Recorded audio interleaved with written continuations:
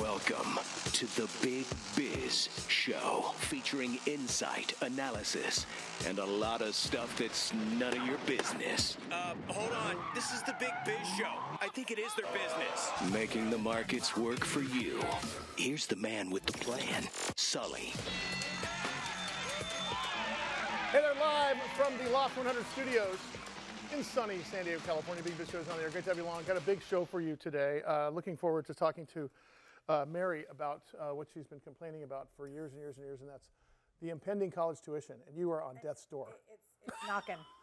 It's knocking. I mean, not death's door. No, it's not death's door, but it's financial death door. Yeah. You know, it's intense. Did I overhear you talking about groceries when I walked to the door? Oh, that's the other thing. It's crazy. It's almost as expensive as groceries. And I got really used to Instacarting during COVID, and then I'm just a busy mom, so I'm like, Instacart. Yeah. And then I look at the line items, and I'm thinking, what the heck? I'm getting charged, but I also kind of sometimes don't care. Question. Do you go to the grocery store? I hate the grocery. Seaside Market? Yeah. Great place. Yeah. If you ever convenient. Do you go to the grocery store? Absolutely. You go walk in? Yep. And were you anybody else, Instacart or grocery store? Are you hands-on? Both. Me too. I'm hands-on. I'm hands-on. Yeah, Unless, for sure. Unless Matt's over with his bunch of hooligans, and then it's an Instacart, because BevMo Instacart. Yeah, right. You got to squeeze the milk. As long as you show your driver's license, they take a picture of it. I will argue over a 19-cent can of peas, yet we'll go spend how much money at the Padre game? Betting? Right. Like Mike talked about the other day. Betting a worthless money on worthless beer and bad peanuts. Yep. Actually, the peanuts at the Padre games are fantastic. Yeah, they are. You're not a peanut guy? I'm a broad. See, I'll sneak my chips in from home because I don't want to buy those. Oh, that's a good I'll idea. sneak the food in, But are you that then I'll pay the parsimonious? $20 for Instacart. But are you parsimonious about that type of stuff? Like, are you a label looker when you go to the grocery store? I'm more now because everything is crazy expensive. Give me an example. But I don't. Can I give you an example off grocery store? Yeah. Bought a breakfast burrito at your place. Oh yeah. Fantastic. Mexico Viejo. $11. Yeah, right. $10.90. It's happening. Right. Now the thing was the size of my phone. I'm not kidding. The thing was from here to here. It's big. And you can save the rest for later. Exactly right. They don't practice shrinkflation. Right. No, they don't. By the way, it covered because I eat a third of the times. I hate feeling full. Yep. So that lasted me, breakfast and lunch. But the long story short is, if it's high there, and we're just accepting $10 burritos, then it's got to be what's the single biggest thing you buy at the grocery store? Well, you know what? I buy a lot of LaCroix. We go through a ton of LaCroix, and I will. That's the flavored one. There's a lot of times it's on sale, so I will go around. Target will have 3 for $9 or whatever it is, and I will find those. I won't buy it when it's not on sale, and that's going to save me $2. Is it a better deal than Costco's when they have they've got LaCroix all the time, right? This is going to be an unpopular opinion, but I don't have a Costco card. Why? I don't do Costco. That's okay. I never did in my. Do you know why? Do you know why we are where we are in the world? I lost it in our world's here for me is because I worked at Costco. I worked at Price Club, employee number 24, which turned into Costco. Got stock options. Had no idea what they were. Bought my first house. Sold it. Bought the next one. Took some money. Started a business. Yeah. Honestly, that's what. Price Club money. Good old Saul Price. Yeah. Wow. We started a company called FedMart. Oh, if you want some cheese, James, we're going to what? Vaughn's. If you want to build a house out of cheese, you go to Costco. I mean, that's my problem. Is I don't need all that right. stuff. I don't have a big family. It's just me.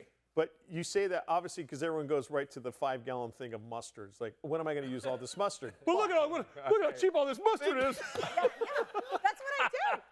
But there's other stuff at Costco where they just clean the clocks of grocery stores, Mayor. Trey, what's the worst decision you've ever made at Costco? Oh gosh. J-Mo, probably a box of cereal. J-Mo, do you go to Costco? I do go to Costco. I like Costco too, man. Yeah. I like just cruising through it. Now, I'm one of those guys at Costco that used to have the cart like this. Now, run through, there's like a Chiclets. I think it's Hertz or something like that. Right. All right. Right. Lots of stuff coming up today. We'll talk more to Mary about that. Also, a new CEO on a company that we revisited before. It's called the Mira Mike Costa College segment. Reshape Life Sciences. The folks who make lap bands will be this a little bit later. Yep. They were saying my kids are going to go to Mike Costa College. Good. So I can afford. Loft 100 Studios, The Big Biz Show, and our affiliates and our hosts are not registered investment advisors or broker-dealers. Our show hosts make no commitment that the purchase of securities of companies profiled or otherwise mentioned in our programming are suitable or advisable for any person, or that an investment in such securities will be profitable in general. Given the nature of the company's profile and the lack of an active trading market for the securities, investing is highly speculative and carries a certain high degree of risk. We profile selected publicly traded and privately held companies on our program. Most of these companies that we profile have provided compensation to Loft 100 Studios and its hosts for the profile coverage. From time to time, we sell shares of the companies profiled in the open market that we receive as compensation for coverage of client companies. But never sell stocks. If we are speaking about interviewing or covering a public company who has paid compensation. Specific questions on compensation can be obtained by contacting producer at SullyGroup.com. Listeners should verify all claims and do their own due diligence before investing in any securities mentioned on this program. Investing in securities is speculative and carries a high degree of risk. We encourage our investors to invest carefully and read the investor information available at the websites on the Securities and Exchange Commission at sec.gov and or the Financial Industry Regulatory Authority, FINRA, at www.finra.org. All right. I like it. Welcome to the Big Biz Show, featuring insight, analysis, and a lot of stuff that's none of your business. Hold on. This is the Big Biz Show. I think it is their business. Making the markets work for you. Here's the man with the plan, Sully. Hey, they're live from the Loft 100 Studios in sunny San Diego, California. Big Biz Show's on the air. I don't understand what the theme was of that disclaimer, but I'll take one of those every day. Of course, just for full disclosure, the girl with the ukulele is Chloe, one of our production techs here, and a guy with the pirate outfit on was getting blown in the wind. That's Devin. They're brother and sister, Yeah. so they're used to pushing each other around. I just want to make sure we have that. Good to see you guys today. Say hi to the Day Trader Trio. Boom. TTT. Got some good news. Our good friend Eric Dresselhuys from S Inc., of course, they are publicly traded under the stock symbol GWH, is back to tell us the story about long-term energy storage. And the long story short is iron flow batteries are a game changer in this world. And whether you're ready for the green economy or not, it's coming. And it is profitable. And these guys are a publicly traded company. So I thought we'd bring Eric back on a regular basis, kind of follow what they're doing. At the same time, do a reintroduction of long-term energy storage and where we are in the green economy. Straight from Oregon, Eric Dresselhuys. Eric, how are you, sir? Good to see you.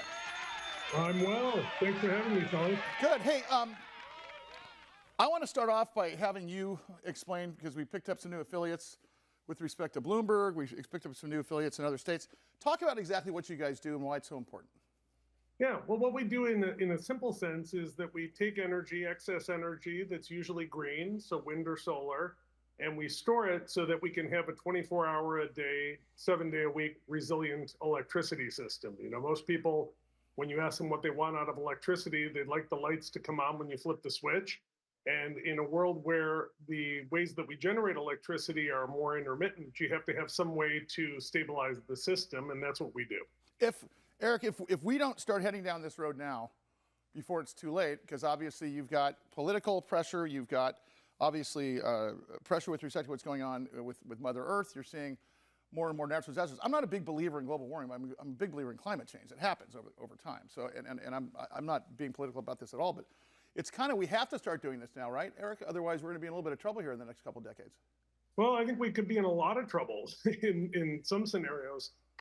Because it's not just about taking the electricity system we have and decarbonizing it. It also means, you know, if we look at, this has been in the Wall Street Journal and the New York Times and most of the major media, demand for electricity keeps rising. Generative AI and electric vehicles and the electrification of buildings and industries. We're starting to use a lot more electricity than we've been using in the past. And so we have to find a way to make sure that the system stays stable, or we're going to have a real problem. Eric, are we trying or going fast enough to try to make sure that the grid, the infrastructure for our grids in our cities and states are up to par for this? Or at least have redundancy. Or, yeah, exactly. Well, the short answer is we're going fast, but I don't think fast enough. We need to really pick up the pace, and there's a lot of people calling for that now. If you saw, the EPA today announced new rules on coal plants that's going to make it increasingly difficult to generate electricity from coal. And so if you look at all of the existing stuff that's got to get replaced, a lot of which is 50 years old or 35 years old, and then this growth, it's a massive build out that's got to happen.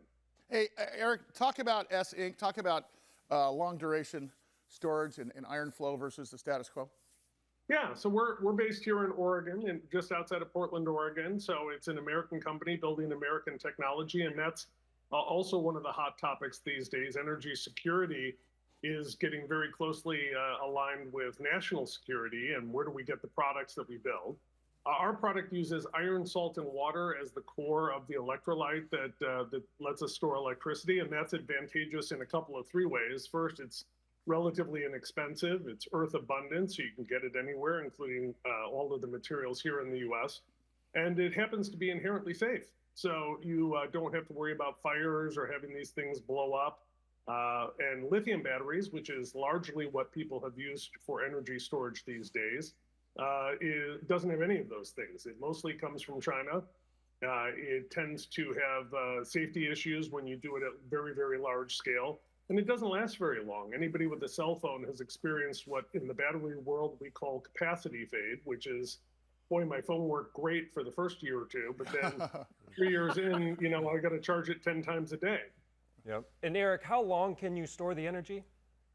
Well, we're focused right now on the 8 to 12 hour kind of duration, and that's because when you team that up with solar and wind, you can get a 24-hour system. Technologically, you can go longer, and I think over time, we will want to go longer, but right now that seems to be the sweet spot. What's so we talked about if we're moving fast enough, otherwise things are going to change in the next couple of decades. Where do you see this going in the next, let's say, short term, 10 years, and longer term, 20, 30 years? Oh, well, the ramping is happening. All of the forecasts, and it's from, you can look at the Department of Energy or the Energy Information Administration. All the consultancies are following this space now. The growth rates are pretty substantial. We're seeing, hundreds of percent kind of growth that are happening. And then as we get towards the later part of this decade, so that's, 5 years, 6 years out in the world of infrastructure is kind of like tomorrow, then we think it'll really accelerate beyond that. The I guess 800-pound gorilla in the room is transition, right? I mean, how do we go from where we are now to where, there's going to be sort of a bifurcation argument going for a while, but there's going to have to be some merging of technology before it goes one way or the other, or at least until we have a choice, correct? Well, I think, listen, right now, I look at it as we don't have the luxury of being that picky of trying to, say there's one way we're going to do it, right? Right. We need kind of all hands on deck to make the transition happen. Energy underlies everything we do in our society, the health of people, how you live at home, how we build industries. And as we've been, a big part of the current administration, of course, has been reshoring manufacturing. That's terrific. It's great for American jobs and building American industries, but it all takes more energy. Yeah. And so, we're kind of something that underpins all of the other things we're talking about societally. Eric, do we have the infrastructure to have this happen? I know it's a distant cousin of yours, but if you think about EVs and the fact that Tesla, for example, weighs as much as 2 cars, and you start thinking that we're all EV going down stuck in traffic on the Golden Gate Bridge after Mike had a large coffee this morning and a bran muffin, who's in big trouble. Long story short, what bothers me about EV type stuff is infrastructure. Talking about this, I know it's a distant cousin, but is the infrastructure in place, or is that what we're doing now? Well, I think that's what we're doing now, and this actually helps solve some of the infrastructure problems. One of the things that energy storage allows you to do is to shift the times when you move electricity through the grid. So if you think about in San Diego, there are a lot of highways down there and a lot of 6-lane highways. Most of your average capacity utilization of a highway in San Diego is probably in the 20% range. Right. The problem is at 5 o'clock at night, when you're trying to get home after work, it's bumper to bumper traffic crawling along. And so you've got to find some way to kind of spread that load. And that's a big part of what energy storage can do. Yeah, exactly. His name is Eric Dresselhuys. He's the CEO of S Inc., stock symbol GWH. Eric, one last question. Talk about the remainder of this year in so much as what you can talk about. What are you focusing on here for the next 6 months, 8 months? Well, we've got a big backlog of customers, so it's all about execution and increasing the operational scaling of our company in all things energy renewable in the energy renewable technology space. Driving costs out is a big thing, and so we spend a lot of time making the product more efficiently, taking costs out of the system. And that's where you really get the flywheel. The more you drive the cost out, the cheaper you can sell it to customers as you kind of expand your margins.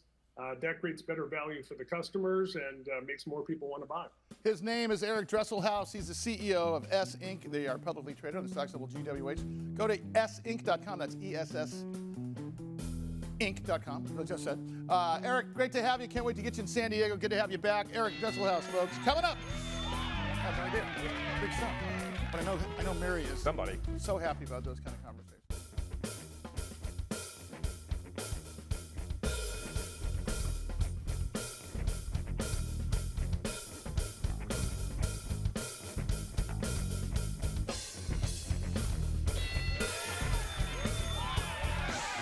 So fresh off our chat about betting, what is the name of that company again?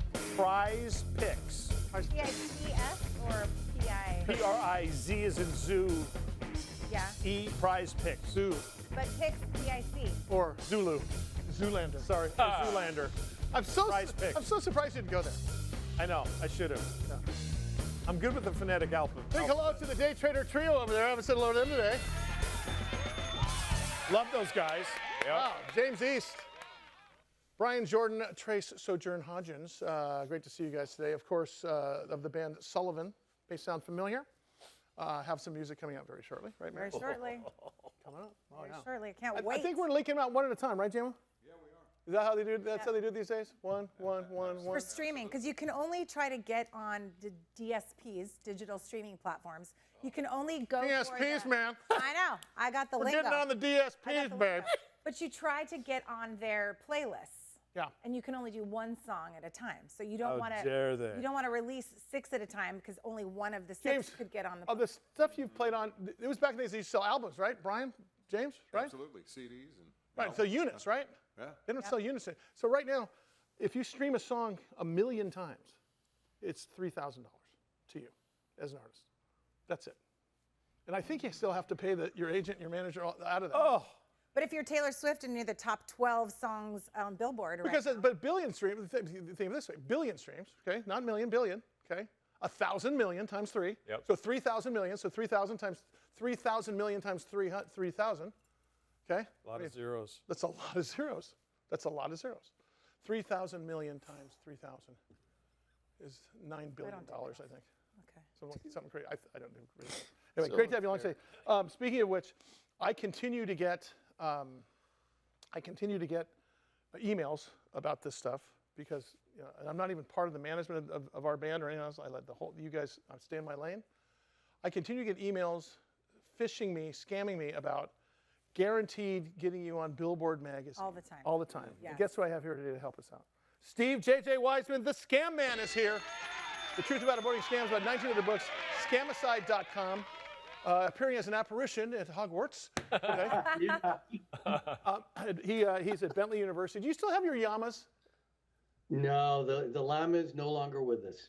The llamas, I say llamas because we're in, Yeah. Sure, we're near the border. Yep. You're in Boston or near there. Where do you have land to put llamas? Is it on the 3rd floor of the apartment or what? Like basement. The interesting thing is I live out in western Massachusetts, and I've got acres of land, and then go back to eastern Massachusetts to practice law and teach. And which I was interested in what you were saying about the lack of need for many occupations for college education, being a college professor. And I'm totally in agreement with you. An interesting thing pushing my good old Bentley is Bentley is one of the top 3 schools in the country as far as starting salaries for students. It's Bentley, Caltech, and MIT. But the thing is, it's a business college. So these kids are coming out with accounting and analytics degrees. But I look around and see college degrees, and I don't want to mention the majors, and that's just throwing money away. Hey, Steve, so these phishing emails of mine regarding getting us fame and fortune in the music business, it's the same. And I hear that non-published authors are getting the same things. Keynote speakers are getting the same things. It's across the board. Is this something you've heard of before? Yeah, as a matter of fact, an author I represent sent me one about what they're going to do with their book and the movie rights and all of this. The phishing emails and spear phishing, which is specifically targeted to you, so they know that you're in the music business. This is something that is getting worse, and it's getting worse because of artificial intelligence.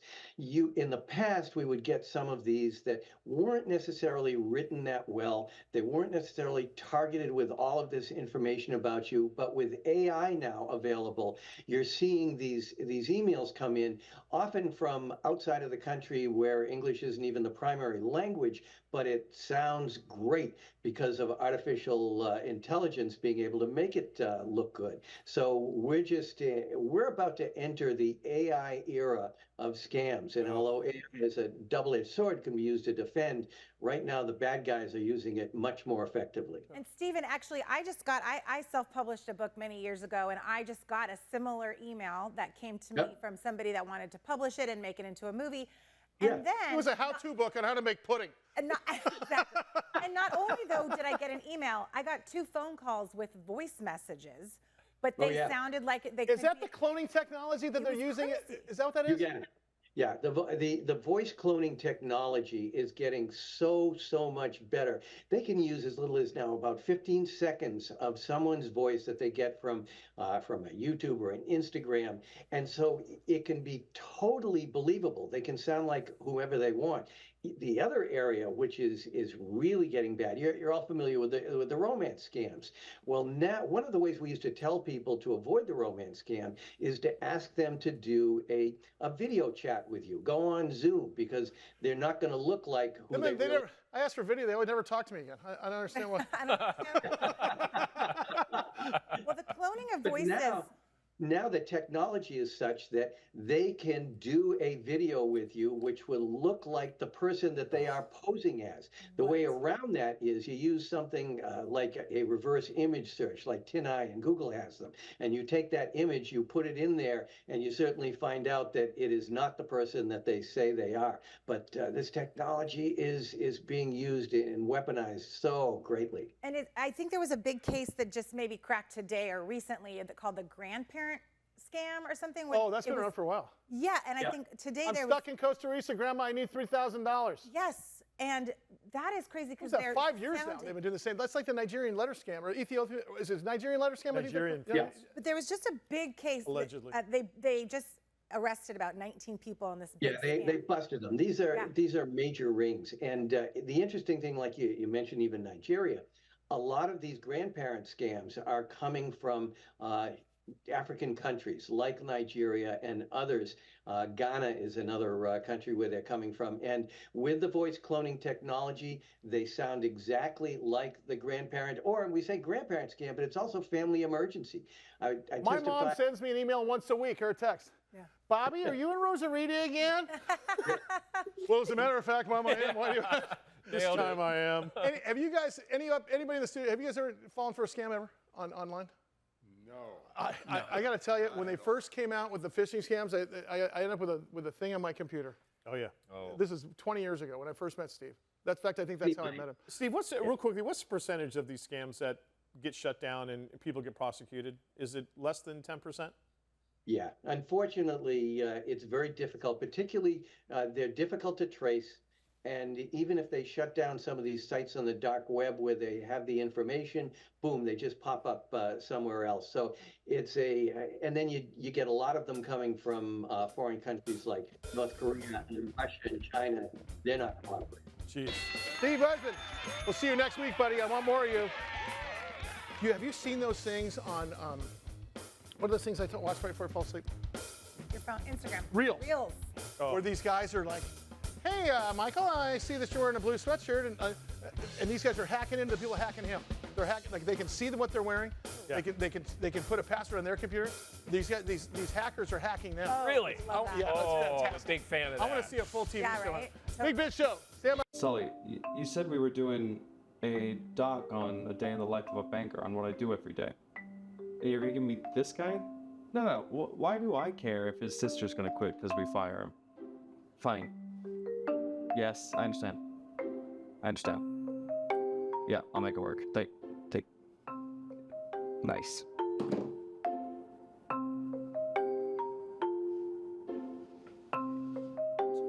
So you ready to be besties or what?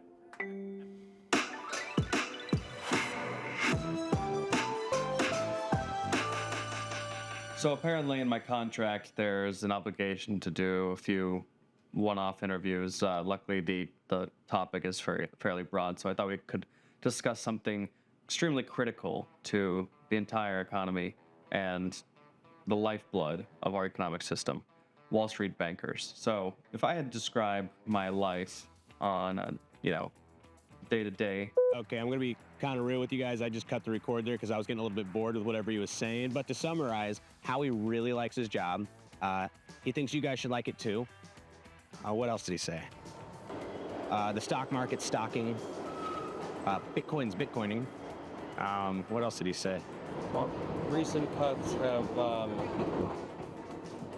affected the T&E budget, so we're on the subway. Don't talk to me.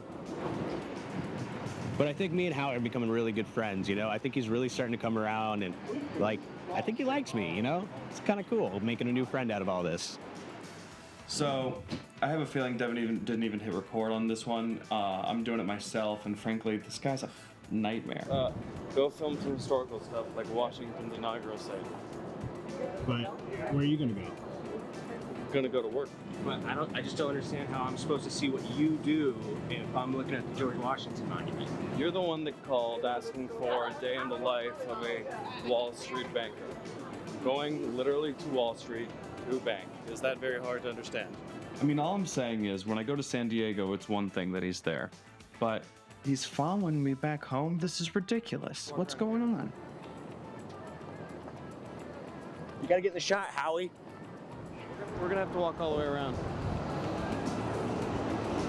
So, what do? How are we gonna get in?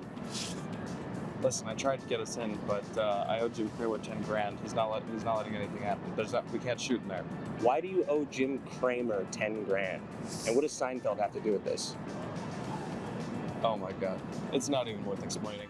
It was interesting seeing, the Wall Street banker in his natural environment, just cruising through the subways and scowling at children. I severely dislike children. He did take me to go see something about a bull and a bear on the street, and then somehow money gets made. Usually, when we want to see something like that in San Diego, we just go to Tijuana, but it's my first time in New York, so I'm trying to keep an open mind. Behind me, you'll see a staple of Wall Street tourism, the bronze bear. Behind me is a staple of historical Wall Street tourism, the bronze bear of Wall Street. No, it's not a bear, it's a bull. It's a bull. Behind me is a staple of Wall Street tourism, the bronze bull. Historically, being bullish has meant that you have a positive outlook on the market, whereas if you have a bearish outlook, you have a negative outlook, like Costa. Hey, what are you guys filming? He's talking about his job where he milks a bear and bull for money. What? That's not what I do. What are you talking about? Embarrassingly enough, actually, I still, at the end of this, have no idea what a Wall Street banker does. I do know apparently they're very secretive. I still don't know what you do. It's a good question. Yeah, but it's the whole point we're here. Do you work for the CIA? Reporting here for BizTV at Broadway and Beaver, there seems to be a giant windstorm, and it's not your finances. It's actually freaking wind, man. It's pretty cool. Anyways, you're watching the Big Biz Show here at Wall Street. Oh my God. going to come, by the way. Oh, thank God. I believe there may be one where somebody hits their head and they switch personalities. Like a Freaky Friday thing? Freaky Friday? Yeah. Freaky Friday? Freaky Friday, Devin? No? He's looking like Big Lebowski a little bit with that hair and Like the dude? the dude. Yeah. He's looking I also like the think, dude. I feel like imagine a Freaky Friday where Devin shows up clean shaven and Howie's got some freaking hobo beard that looks like, That'd be awesome. looks like the guy from Duck Dynasty or Philly center fielder. Marsh. Have you seen Marsh? I love him. Is it true? Does he not wash his hair? No, he puts olive oil in it. Oh, olive oil? Yeah, right? Matt? He's tuning out. Yeah, he puts olive oil in it. Right. Couldn't flop over when he's playing baseball. So if you look at his college pictures, Yeah. Jason Marsh, I think. Matt's got his headphones on, he can't hear me. He's a handsome, like a Tom Brady handsome guy. Let's pull him up. Can you pull up Marsh from the? Pull him up from the Phillies. Yeah. You'll find him. But he likes long hair and looks like a hillbilly. You know? Yeah, he just handsome dude though. Great hitter. Great hitter. Unbelievable. Great hitter. Yeah. Howie joins us. Howie Font, of course, the subject of all of Devin's falterall, joins us here from New York City. There he is with the best hairline in the world. Oh man, look at that helmet. Jealous. Wait. Did not know I was gonna have to watch that again. Is that the Statue of Liberty behind you? Look at that. Beautiful. I didn't notice that. Hey, I have a question for you. You and I have talked about the Japanese yen for some time. And back in I'm going to call it 21, Japanese yen started languishing in terms of value. And it's been a bit of a crisis these days because I think since 2021, Howie, you could correct me if I'm wrong, the yen has lost a third of its value. This is Japan, kids. Oof. This is a major economy here, or at least was. Howie, talk about that. I wish that was wrong. I wish it was wrong because it's a bellwether for the U.S. and that's why we're talking about it, right? So I don't know if you guys or the audience has seen, but over the weekend there was kind of a currency crisis in Japan, and the currency dropped about 20%, and we're just finding out today that there's evidence and then subsequent reporting by the Bank of Japan. I thought over the weekend you were going to say you lost your left arm. So I was going to say, so sorry about that. It's kind of like losing your left arm if your money loses 20% of its purchasing power. Stop moving. There you go. Just stay still. Machine. So over the weekend, how much of the yen? The yen, this is not the yuan, Chinese yuan. This is the Japanese yen, by the way. The Japanese yen lost about 20%. It dipped, and it only stayed at 20% because we're just finding out now that the Bank of Japan actually injected $50 billion into the market. So so what happens? Hey, Mary. Get a plane ticket, go shopping now. Right? Holy crap. The U.S. dollar. That would help them. That would be good. It would help them. Plus, you'd get a lot of bargains. I can tell you that. Howie, it was like 25. Here's why it's important. The Japanese debt to GDP ratio is 238%. Okay, we're just a bit above 130, something around there. They're 100% more than we are percentage-wise, and they own a lot of our debt, and they're a large economy. I mean, Japan is not a podunk country. So it kind of tells you, hey, we're approaching the limit here.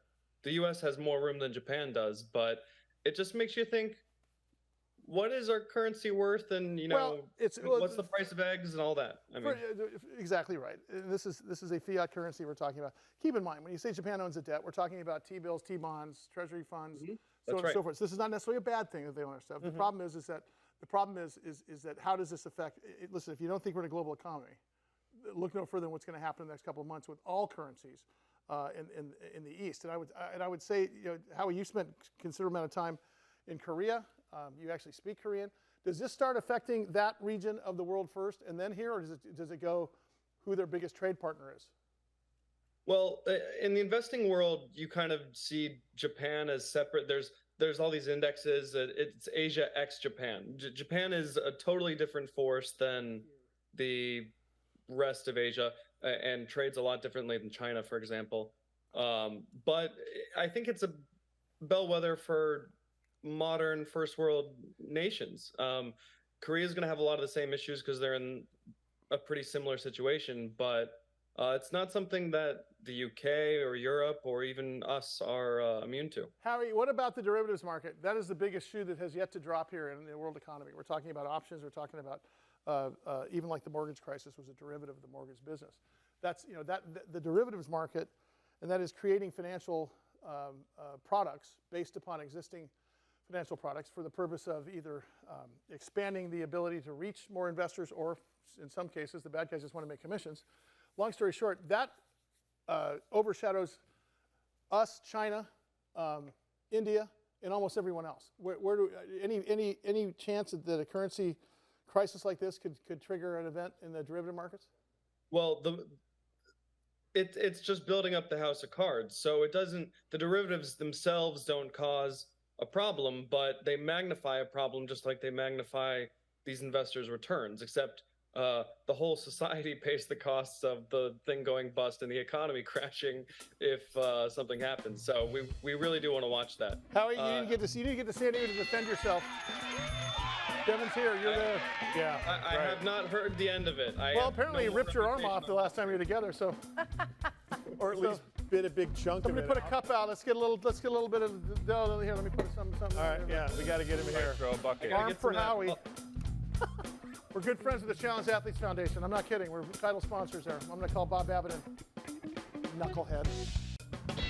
For the Loft 100 Studios, it is the Big Biz Show. Hey, Amit Kumar is the chairman and CEO of a company called Anixa Biosciences. We got an email, I think, from one of their shareholders. Is that yes, I believe so. Yeah, saying we should feature this company. They're publicly traded under the stock symbol ANIX. They're focused on the treatment and prevention of cancer. We love this topic lately because, of course, if you look at the data, as well as we think we're doing, I think only 7% of cancers are actually being actively dealt with on any large basis. Anixa.com, ANIXA.com. And Dr. Amit Kumar is the chairman and CEO. And with a big background, we're going to talk a little bit about cutting-edge therapies for cancer. Sir, how are you? Good to have you on the air. I'm doing great, thank you, and thank you for having me. Of course. Can you give us an overview of your treatment, and then let's talk about cancer as an overall top-down look. But what are you guys trying to cure, or what are you guys curing? Well, we've got a number of things going on. I think the one that's gotten people most excited is breast cancer vaccine. It's designed to prevent breast cancer. And the long-term vision for this vaccine is that we could use it to potentially prevent breast cancer as a disease, eliminate breast cancer as a disease, kind of like we've eliminated all sorts of other infectious diseases with vaccines. You know, you've got that buzzword around your company called AI. Talk about the intersection of AI and what you're doing in terms of treating that cancer. Well, you know, AI is a buzzword. You know, it's used in all sorts of different modalities in biotechnology, and we've used it in the past for various internal studies to help move a number of our programs forward. The top-down looking at cancer as a society here in the U.S., as we look at it, the news is pitched to us that we're probably doing better than we are. How do you feel we're doing as a society, both in the U.S. and abroad, in dealing with cancer now? Are we getting any closer? Is it still as gloom as it used to be? Because you start hearing things in the news, you're thinking, oh, this is great. If we're going in the right direction. But when you hear 7-8% of cancers are being cured, it still makes me think it's kind of a scary disease. What's your personal opinion, being at the tip of the spear? Well, it is a scary disease. We're doing much better than we were 30 years ago when I got into the biotech industry, but we have a long ways to go. The last 10 years or though, we've made some amazing progress because we're starting to understand the immune system, and a lot of the new therapies, new approaches to cancer are not trying to destroy cancer cells themselves. They're trying to teach our bodies, our own immune systems, to destroy cancer cells. And we've had some amazing successes in some cancers, but there's still many situations where we fail miserably. And we're trying to do some amazing things with breast cancer and ovarian cancer with our company and our technologies. Yeah. Dr. Kumar, I wanted to go back to, actually, you mentioned breast cancer vaccine. So would that be something that gets added to maybe teenage girls are going to maybe receive this? Like, I know they instilled the HPV vaccine a few years ago. So is this something that would kind of go on the list, and every female could get this vaccine?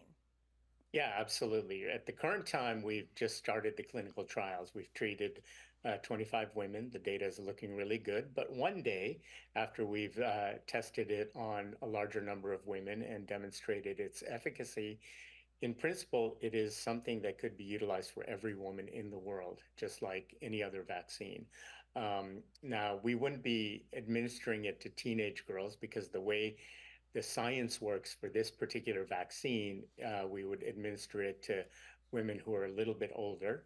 And but again, it would be all pretty much available or useful for all women in the world if we continue our clinical trials and the data continues to look as promising as it is so far. Dr. Kumar, talk to us about where you are in that. Well, there he is, right there, in the FDA arc of that story. You got phase 1 on the breast cancer vaccine. You're preclinical in ovarian cancer. Looks like you're phase 1 in the CART ovarian cancer category. Talk about where we are and what you see the future holding here in terms of time. Yeah, so we're in phase 1 with the breast cancer vaccine. We are beginning the planning to do the phase 2, and I should say it's a phase 2/3 adaptive study that we think will take anywhere from 3 to 5 years, depending on how the data looks. And so it'll be a few years before this vaccine is approved for use, but the data so far looks incredibly promising. Other vaccines that have been developed or have been attempted to be developed have failed miserably. Yeah. But we're using a mechanism that's very different than what other people have tried before. And in essence, without getting into the detailed scientific weeds, so to speak, we're trying to teach the body to think of cancer cells as if they were an infectious agent, just like vaccines against smallpox and polio and measles and so forth. So is this, pardon me to interrupt here, is this fall in the category of immunotherapy? We broadcast out of San Diego. We broadcast all over the world, but our studio's in San Diego, of course. Yeah. We're a biotech hub here in terms of the UC system here and what's going on down at Scripps and everything else. And we keep on hearing even the local hospitals are advertising immunotherapy for if you're a patient, talk to your doctor about it. Does this fall into that category? Yes, it does. And in fact, that's what I mentioned earlier in the conversation where I said over the last 10 years, we've learned so much about the immune system that the concept of immunotherapy is to not try and destroy cancer cells directly like chemotherapy does, but to try and teach the body's immune system to destroy the cancer. So, enhance the body's immune system, teach it, do various things that enable the body to heal itself from the cancer. And that's what we're trying to do. Now, the diagram you've got on here is something that is a different type of technology that we're developing. It's called the CAR-T technology. And that's another type of immunotherapy where we actually take white blood cells, immune cells, out of a patient's body and genetically engineer them outside the patient and then put them back into the body to make them better cancer fighters. Well, Lance Armstrong won 10 Tour de France doing that. No, I'm just kidding. Hey, Dr. Kumar, as far as breast cancer in women, I guess worldwide, is the ages that it affects women, is it pretty widespread, or is there a core that this is normally when it starts to show? It tends to be the older you get, the more you're at risk of getting breast cancer. 1 out of 8 women in the world will get breast cancer during their lifetime. So 12.5% of all women get breast cancer. Now we do know that there are certain mutations in genes that some women carry. And like the BRCA gene, for example, is that that's exactly right. BRCA1, 2, and some others as well. And we're discovering more every day. But if you carry these genes, you're at a very high risk of getting cancer. In fact, data shows that in some cases, 80% of these women will get breast cancer. And a lot of these women are actually deciding to get their breasts surgically removed if they find out that they carry these genes. His name, Dr. Amit Kumar. Will you come back with us? Yeah. This is fascinating. I mean, we could spend a whole hour with you on this thing. He's the chairman and CEO of Anixa Biosciences. ANIX is their stock symbol. Great to have you, sir. Focusing on the treatment of prevention of cancer. There you go. All right, that does it for us. Big Biz Show. BigBizShow.com. We'll see you tomorrow.